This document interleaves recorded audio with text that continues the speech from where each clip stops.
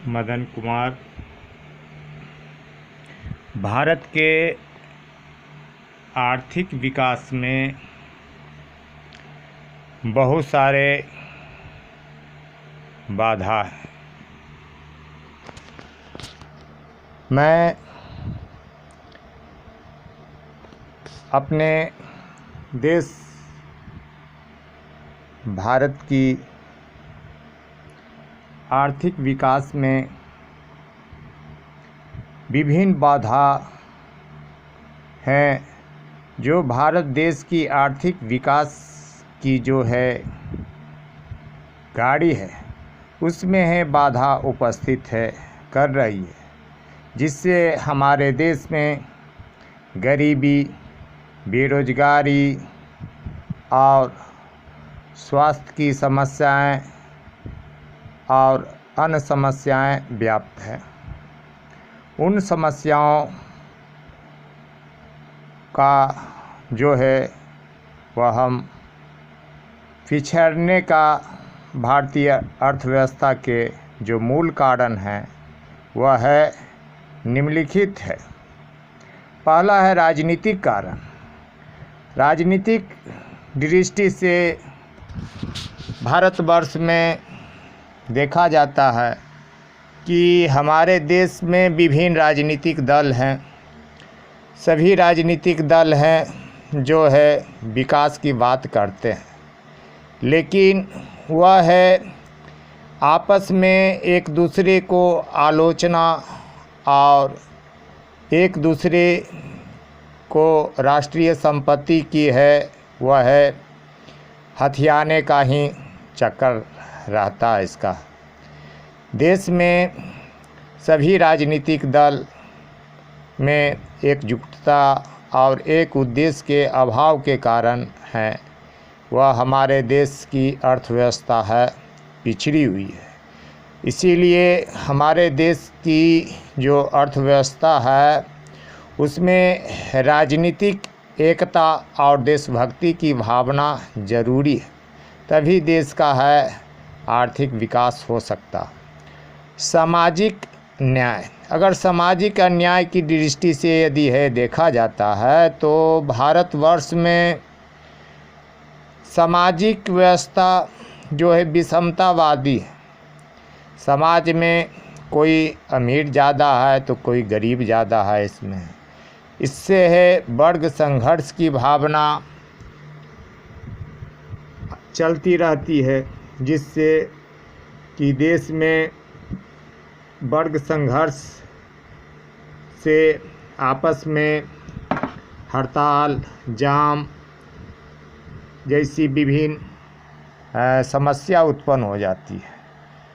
समाज में गरीबों के प्रति है भेदभावना अपनाया जाता है, उसको उचित मजदूरी नहीं दी जाती है, जिसके कारण से वह है उत्पादन के साधनों का जो है समुचित उपयोग है नहीं कर पाते हैं। सांस्कृतिक कारण हमारे देश का है जो है वह है हमारी देश की जो बुनियादी जो है व्यवस्था है वह है अशिक्षित, अज्ञानी है और है दकियानुसी, अंधविश्वासी तथा भाग्यवादी परंपरा पर आधारित है। यह हमारे देश की अर्थव्यवस्था को बहुत ही प्रभावित है करती है। हमारे देश में कर्म करने के बजाय है अपने कर्म से ज़्यादा है वह है भाग्य पर विश्वास करते हैं। और हमारे देश में अशिक्षितों की संख्या अधिक होने के कारण हैं वो लोग है जो है वास्तविक आर्थिक विकास की सच्चाई को वह समझ नहीं पाते।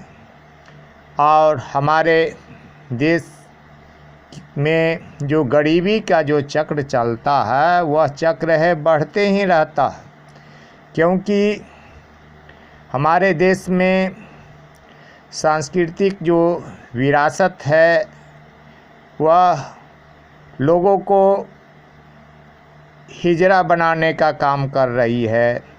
लोगों को है आर्थिक रूप से है पिछड़ेपन है, भगवान के भरोसे है, जीवन जीने के लिए मजबूर कर रहा है। और यह है समाज की जो आज से 2000 पहले की स्थिति है।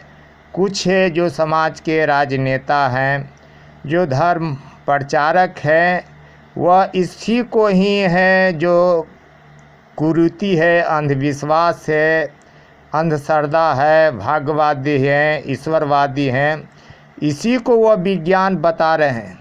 लेकिन अज्ञानता के कारण हमारे देश के जो है लोग हैं वह इसको नहीं समझ पा रहे हैं। और हमारे देश में अशिक्षित तो क्या, जो बड़े बड़े इंजीनियर हैं, डॉक्टर हैं, जो है लेखक हैं, कहानीकार हैं, पत्रकार हैं, वो भी है इस है अज्ञानता को है आधार को है वह है जन जन तक है प्रसारित करते हैं और लोगों को भ्रमित कर कर के है अपना है धन कमाते हैं। लेकिन सच्चाई तो यह है कि जो परंपरा रीति रिवाज है, जो है भाग्यवादी विचार है, जो है यह अज्ञानी मानव का है हृदय का उपज है।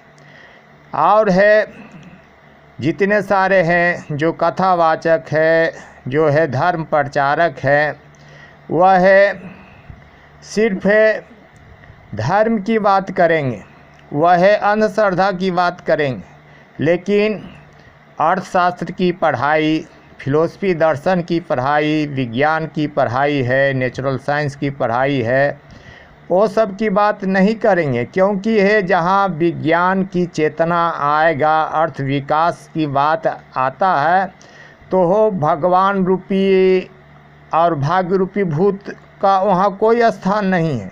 इसीलिए वो लोग है कहते हैं कि भगवान है सबसे बड़ा है, मेरी परंपरा है सबसे बड़ा है, ईश्वर से भी बड़ा है। और सच्चाई तो यह है कि ये सब परंपरा रीति रिवाज है जो है बनाया गया है, वह प्राचीन समय है, कबीला युग का है। और आज है मनुष्य में ज्ञान, कला, विज्ञान, साहित्य सभी चीज़ की रहन सहन की उन्नति हुई है, लेकिन वह है उस जीवन का संबंध है वर्तमान जीवन से स्थापित करके वह समाज के लोगों को पगु बना रहे हैं।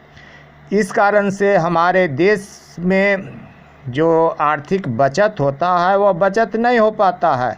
लोग है अपनी है बचत की है जो है अमूल्य कमाई को है वह है पूजा पाठ, व्रत, त्यौहार और जितने सारे हैं अंधश्रद्धा रूपी है जो है शादी विवाह मरनी हरनी में है खर्चा कर देते हैं, जिससे पूंजी का निर्माण नहीं हो पाता है, वह है आगे वह है तरक्की है नहीं कर पाता है। हमारे देश की जो है शिक्षा व्यवस्था है वह है दोषपूर्ण है। हमारे देश में शिक्षा का है जो है मूल है भाषा अंग्रेजी होनी चाहिए, जो अंतर्राष्ट्रीय भाषा है जो देश के विकास के लिए ज़रूरी है। लेकिन यहाँ पर है जो है क्षेत्रीय भाषा के विकास पर अत्यधिक खर्च किया जाता है, क्योंकि है भारत के जो है निवासी हैं वह अशिक्षित मूर्ख बना रहे, हम हैं उस पर है शासन करें, क्योंकि अंग्रेजी भाषा अंतर्राष्ट्रीय ज्ञान का भाषा है। यदि जो अंग्रेजी वह है जान जाएगा तो फिर वह है मेरा गुलामी है वह है नहीं कर सकता हम। तो इस ढंग से हमारे देश में है जो परंपरा रीति रिवाज धर्म है जो हमारे देश के आर्थिक विकास में के लिए वह जहर साबित हो रही है। और है हमारे देशवासियों को चाहिए कि इन व्यवस्था को है वह है त्याग करके है आधुनिक विज्ञानवादी सोच है और आर्थिक है जो सम्यक विचार है उसको अपनाना चाहिए। और ये जो विषैला है वृत्त है जो 2000 से चला आया है, वह पहले हो सकता है सही है, लेकिन आज के समाज के लिए वह है बिल्कुल है सही नहीं है। इसलिए उसको है त्याग ही देना चाहिए।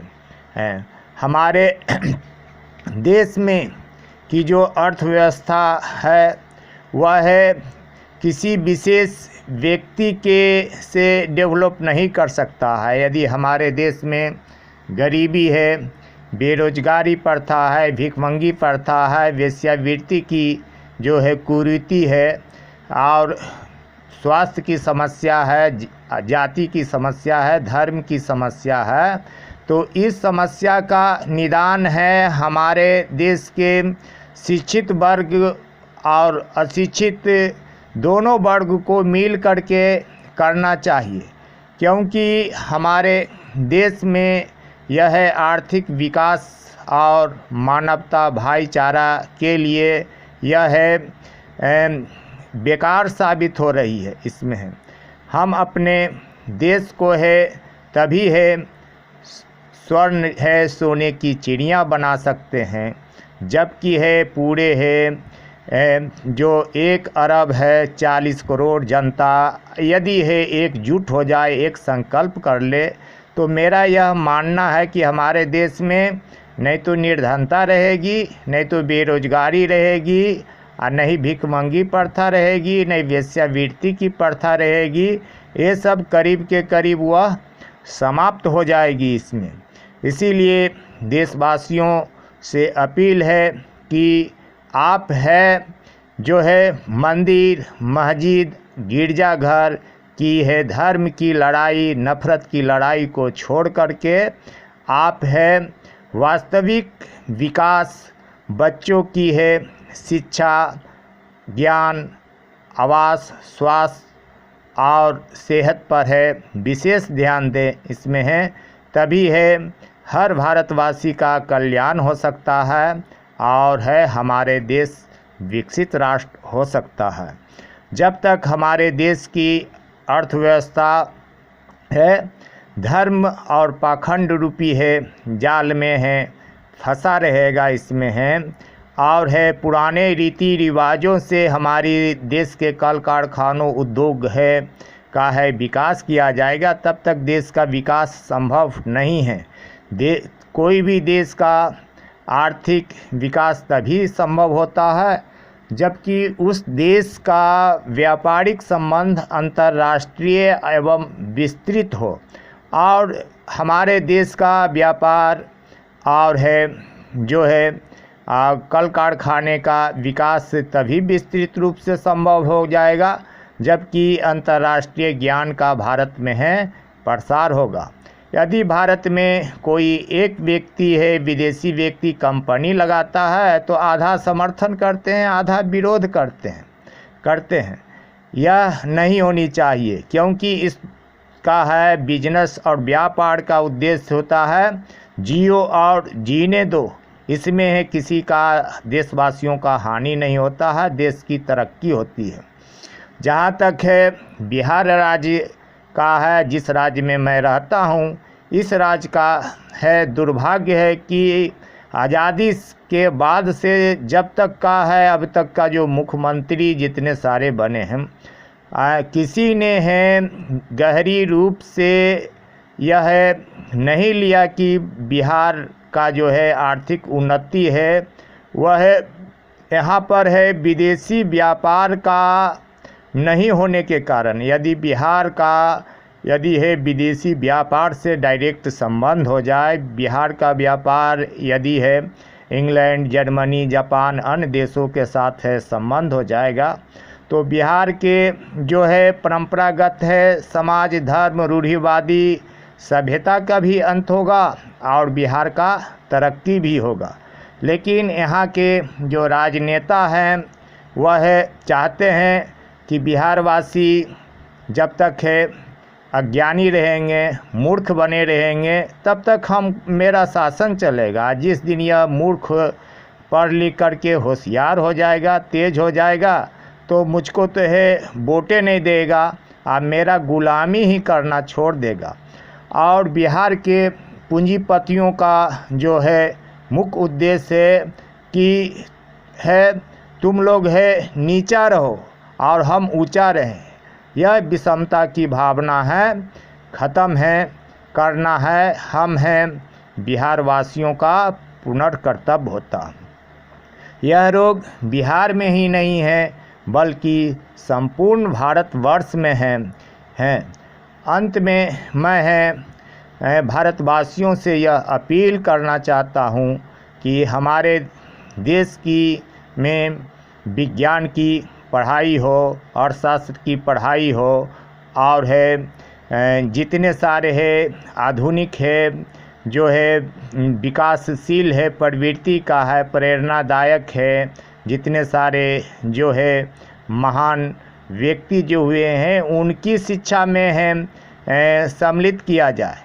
और जो अंधविश्वास का प्रतीक रूढ़िवादिता का प्रतीक उसको शिक्षा सिलेबस से हटा दिया जाए, तभी देश की तरक्की संभव हो सकता है। लेकिन हमारे देश में यह दुर्भाग्य की बात है कि हमारे देश में रामायण, गीता, वेद, कुरान और बाइबिल की जो परंपरागत पढ़ाई वह पढ़ाया जाता है, जिससे देश हमारा पिछड़ा हुआ है। सभी धर्म स्थलों में जो विज्ञान की शिक्षा होनी चाहिए और समतावादी की शिक्षा होनी चाहिए, अन्याय की शिक्षा होनी चाहिए, भाईचारा की शिक्षा होनी चाहिए। और सभी धर्म स्थलों पर जो दिन प्रतिदिन जो समाज में कहीं बाइबिल की चर्चा हो रही है, तो कहीं कुरान की चर्चा हो रही है, तो कहीं हिंदू धर्म की चर्चा हो रही है। घर घर में लोग तो ये सभी के स्थान पर भारतीय संविधान की चर्चा होनी चाहिए, भारतीय कानून की व्यवस्था होनी चाहिए, और जो संपूर्ण मानव जाति के विकास के लिए, कल्याण के लिए जो महापुरुष कार्य किए हैं उनकी चर्चा होनी चाहिए। जो अंधश्रद्धा, विश्वास, पाखंड, अंधविश्वास और नफरत को फैलाने वाली जो कहानी, कविता जो धर्म ग्रंथ सरकार को उस पर बैंड लगा देना चाहिए।